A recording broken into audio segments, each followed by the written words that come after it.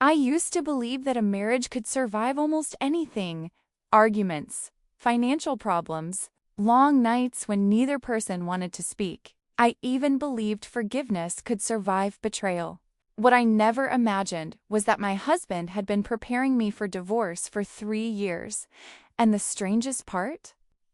When I finally discovered why he wanted me gone, I realized the woman he had been cheating with was only a small piece of a much bigger plan. My name is Claire, and I had been married to Daniel for 11 years. From the outside, we looked ordinary. We had a beautiful house, comfortable jobs, and a quiet life in a small American town. Daniel worked in finance, while I managed a boutique design company my father had helped me start. We weren't rich by celebrity standards, but we never worried about money. At least, I thought we didn't. Daniel changed slowly. That was what made everything so difficult. There wasn't one dramatic moment when I knew something was wrong. He simply became distant. He started keeping his phone face down. He worked late more often. He stopped asking about my day. When I tried to talk, he accused me of being suspicious for no reason. I apologized more times than I can remember. Then came the first strange conversation about divorce. We were sitting at the kitchen table one Sunday morning when Daniel suddenly said, "Maybe we're not good for each other anymore." I stared at him, thinking he was angry. But he wasn't angry. He was calm, almost rehearsed. I asked if there was someone else. She looked directly into my eyes and said, "No." That was the first lie. A few weeks later, I noticed a woman named Vanessa appearing repeatedly in his phone notifications. He said she was a coworker, nothing more. I wanted to believe him. I desperately wanted to believe him. So when Daniel began coming home smelling like unfamiliar perfume, I convinced myself it was from the office. When he started guarding his phone like it contained state secrets, I told myself I was being paranoid. The truth finally appeared on an ordinary Tuesday. Daniel left his phone charging on the kitchen counter while he showered. A message appeared on the screen. It said, "How much longer do we have to wait?" The sender was Vanessa. Before I could touch the phone, another message appeared. "He has to make her file first. Everything depends on that." My hands went cold. I wasn't supposed to see those words. I didn't confront him, not immediately. Something inside me told me to wait. Daniel walked downstairs, kissed my forehead, and asked what we were having for dinner. I looked at the man I had loved for 11 years and wondered how long he had been pretending. That night, I lay beside him while he slept. I didn't sleep at all. I kept hearing one sentence in my head: "Everything depends on that." The next morning, I began looking through things I had never cared about before. Bank statements, insurance documents, old emails. Nothing looked unusual at first. Then I found something that made my stomach tighten. 3 years earlier, Daniel had opened a separate financial account. He had never mentioned it. The account contained almost $80,000. Money that had been transferred in small amounts over time. I called the bank pretending I needed clarification about a joint account. They couldn't tell me anything about Daniel's private account, but they did confirm something else. Several transfers had originated from a company called Northbridge Consulting. I knew that name. My father had once invested in Northbridge before he died. I had completely forgotten about it because the investment had been placed in a trust. My father had died 5 years earlier. Before his death, he had insisted that I never sell the trust. He told me it would protect me someday. I never understood what he meant. The trust wasn't enormous, but it had grown significantly. Daniel knew about it. Of course he did. We had discussed our finances many times, but I had never imagined he was planning around it. That afternoon, I called my father's old attorney, Mr. Harris. I hadn't spoken to him in years. I asked whether anything had changed regarding my father's trust. There was a long silence. Then he asked me a question that frightened me. "Claire, why are you asking me this now?" I told him I had discovered something concerning. He replied, "Then you need to come to my office. Don't discuss this with your husband." I drove to his office the next morning. Mr. Harris looked older than I remembered, but his expression was serious.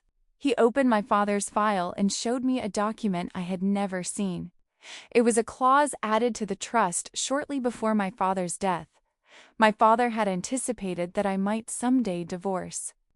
The clause protected the trust from being divided during a marital settlement. I almost laughed from relief.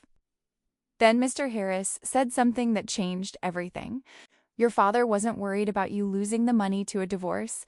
He was worried someone would try to make you believe the money was already yours to divide. I asked him what that meant. He pointed to another document. My father had written a private note. It mentioned Daniel by name. I couldn't breathe. My father had known something about my husband before I ever married him. According to the note, Daniel had approached him years earlier asking questions about the family business and my inheritance. My father refused to discuss it. He wrote that Daniel seemed more interested in Claire's future assets than in Claire herself. I remembered that sentence for the rest of my life. I asked Mr. Harris why he had never told me. He said my father had forbidden him from interfering unless there was evidence of financial manipulation. He had been waiting. Then he asked me whether Daniel had recently mentioned divorce. I nodded. Mr. Harris leaned back in his chair and said, "Then we may finally know what your husband has been trying to accomplish." The plan was more complicated than I imagined. Daniel couldn't simply take my trust. But if he convinced me to divorce him and then accused me of financial misconduct, he could create legal complications. He had apparently been building a record for years. Arguments, transfers, purchases, private conversations. Anything that could make me appear irresponsible with money. He wasn't preparing to leave me. He was preparing to blame me.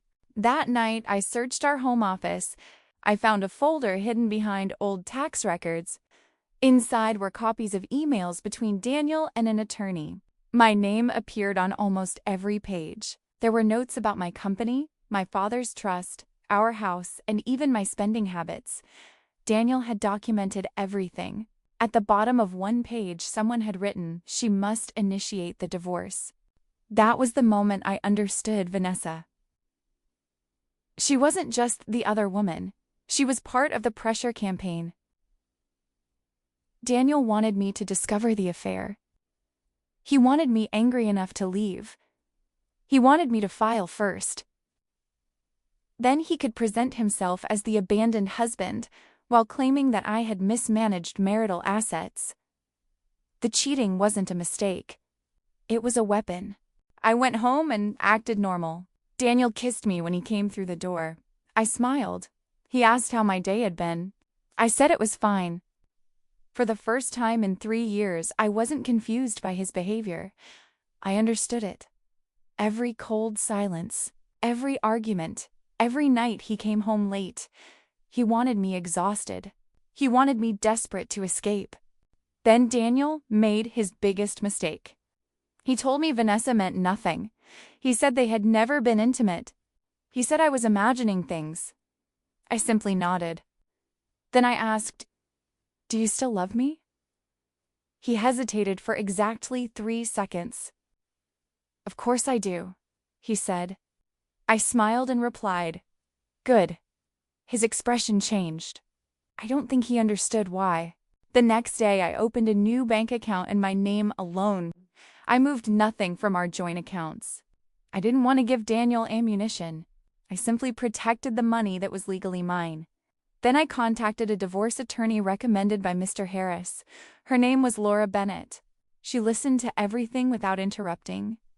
When I finished, she said, "Whatever you do, don't let him know you know." Laura investigated Daniel's financial history. Within 2 weeks, she found transfers I had never authorized. Small amounts had been moved from our joint accounts into businesses connected to Vanessa. There were also payments to a consulting company that didn't appear to have any real employees. Laura told me the company was likely a shell. Daniel had been moving money for years while creating the appearance that I was the irresponsible spouse. Then Laura found something even worse. Daniel had taken out a life insurance policy on me 3 years earlier. He had listed himself as the primary beneficiary. I had never signed anything knowingly. When Laura investigated the paperwork, she discovered that Daniel had submitted documents claiming I was aware of the policy. My signature was there. But it wasn't my signature. I stared at the copy for several minutes. Suddenly, the affair didn't seem like the most frightening part anymore.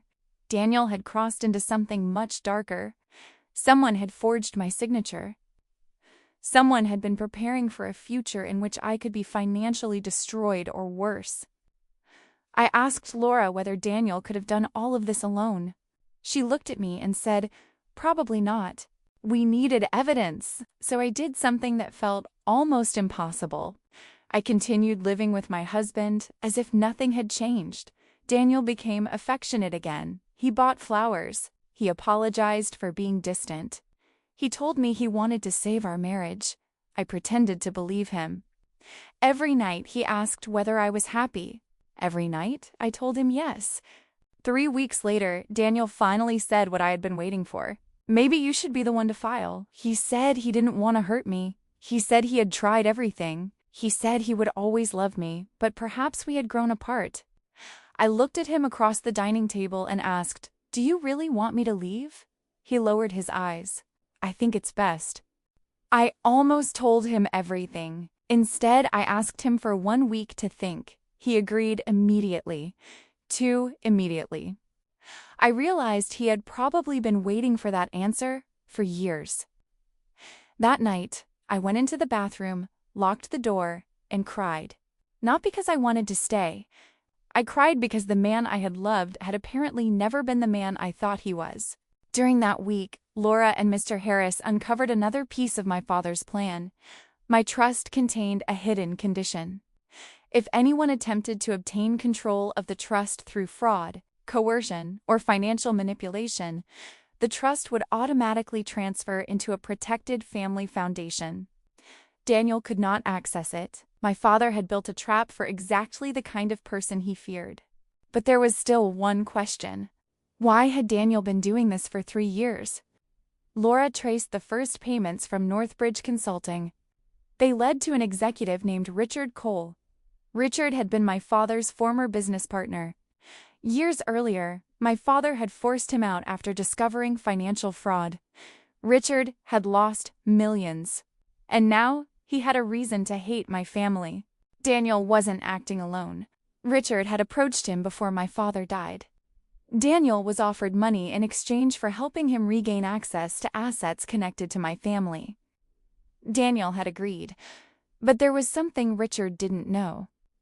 My father had already suspected both men. The trust had been designed partly to prevent them from reaching me. Vanessa's role became clear soon after. She worked for Richard's company. Her relationship with Daniel had been encouraged from the beginning. She was supposed to make me jealous, provoke a divorce, and help Daniel establish a story about my supposed instability. But Vanessa had started keeping her own records. She didn't trust Daniel. She didn't trust Richard either. Laura managed to obtain several messages through legal discovery. One message from Vanessa to Daniel said, "She still isn't filing.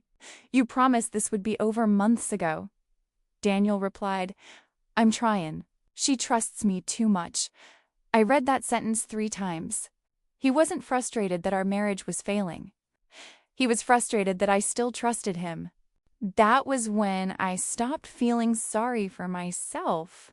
I became angry. Not the kind of anger that makes you scream, the quiet kind, the kind that makes you think clearly. I decided I would not give Daniel the ending he had planned. He wanted me to file in anger. Instead, I would let him believe he had won. I told Daniel I had decided to file for divorce. His face showed relief before he could hide it. He hugged me. He even whispered, "I'm sorry." I almost laughed. He thought the game was over. He didn't know that Laura had already prepared the documents. And he certainly didn't know that every financial move he had made was about to be placed in front of a judge. The divorce proceedings began quietly. Daniel presented himself as devastated. He told everyone he had tried to save the marriage. He claimed I had become obsessed with money and accused him of things he couldn't understand. He even mentioned my father's trust. Laura listened patiently. Then she submitted the first set of financial records. The courtroom became silent. Bank transfers, shell companies, hidden accounts, payments to Vanessa, forged documents, the insurance policy. Everything appeared in chronological order. 3 years of betrayal suddenly became a 3-year financial conspiracy. Daniel stared at the papers as if they were written in another language. Then he looked at me. For the first time, he looked afraid. His attorney asked for a recess. Daniel walked past me without speaking. In the hallway, he finally stopped. "Claire, please," he whispered. "You don't understand." I looked at him and said, "You're right. I didn't understand for 3 years." He reached for my hand. I pulled it away. "But I understand now." Then Daniel made a confession. He said Richard had promised him a fortune. He said he never intended to hurt me physically. He claimed he only wanted access to the trust and the house. He said the affair was supposed to make me leave. He insisted that everything had gone too far. I asked him one question. "When did you first stop loving me?" Daniel looked at the floor. "I don't know," he said. That answer hurt more than anything else. Not because I still loved him, but because 11 years of marriage deserved a better ending than that. I walked away. I didn't need revenge anymore. The truth was already doing the work for me. Then Vanessa contacted me. She asked to meet somewhere private. Laura wanted to attend, but I agreed to go with her. Vanessa looked nothing like the woman I had imagined. She was nervous, exhausted, and frightened. She handed me a flash drive. "This is everything," she said. "Emails, recordings, transfers." Richard told Daniel that once you divorced him, they would control everything. There was one recording I wasn't prepared for. Daniel was speaking to Richard about me. He said, "She doesn't suspect anything. Once she's out of the house, we can finish the paperwork." Richard replied, "And if she doesn't cooperate?" Daniel laughed. "She cooperate. She always does." I closed my eyes. That sentence finally destroyed the last part of me that still hoped there had been love somewhere inside him. But the flash drive contained another surprise. Richard had been planning to disappear after the divorce. He had already created accounts overseas and moved money through several companies. Daniel wasn't going to receive what he had been promised. He was being used too. For 3 years, my husband had betrayed me for a fortune he was never going to get. The case expanded beyond our divorce. Investigators became involved because of the forged documents and financial transfers. Richard was questioned. Vanessa cooperated. Daniel's attorney eventually advised him to tell the truth.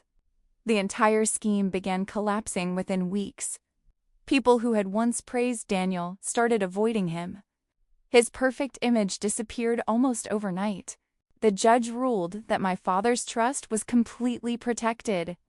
The marital assets were divided according to the law, but Daniel received far less than he expected because of the money he had hidden and transferred. The insurance policy was canceled. The forged documents were turned over to investigators. Daniel's carefully constructed story was gone. I moved out of our house before the divorce was finalized. I rented a small apartment overlooking the river. It wasn't glamorous, but it was peaceful. For the first time in years, I could sleep without wondering where my husband was. I could leave my phone on the table. I could breathe. I began rebuilding a life that didn't depend on someone else's honesty. Months later, Daniel sent me a letter. He apologized. He said he had made terrible choices because he wanted money and power. He said Vanessa had never meant anything to him. He said he still thought about our marriage every day. I read the letter once. Then I put it in a drawer. Some apologies arrive after the person has already lost the right to be forgiven. Mr. Harris later told me something my father had written shortly before he died. He had said, "Claire is stronger than she believes. If someone ever tries to take advantage of her, don't save her. Give her the truth. She will save herself." I cried when I heard those words. My father had been gone for years, yet somehow he had still protected me. I eventually learned that Daniel had been planning the divorce almost from the beginning of his affair. 3 years of lies, 3 years of hidden accounts, 3 years of pretending to love me while waiting for me to destroy my own marriage. But there was one thing he never understood. Trust can make you vulnerable, but once that trust is broken, you can become very difficult to deceive again. Today, when people ask me whether I regret marrying Daniel, I don't know how to answer. Part of me wishes I had seen the signs earlier, but another part knows that the woman I became after discovering the truth is stronger than the woman I was before it. Daniel wanted a divorce because he thought losing me would make him rich. Instead, losing him gave me my freedom. 3 years of cheating had been designed to make me leave. 3 years of lies had been designed to make me doubt myself. But in the end, Daniel's greatest mistake wasn't cheating on me. It was believing I would never discover why. He thought the divorce would be his victory. He thought my trust made me weak. He was wrong. Sometimes the person who breaks your heart accidentally reveals the truth that saves your life.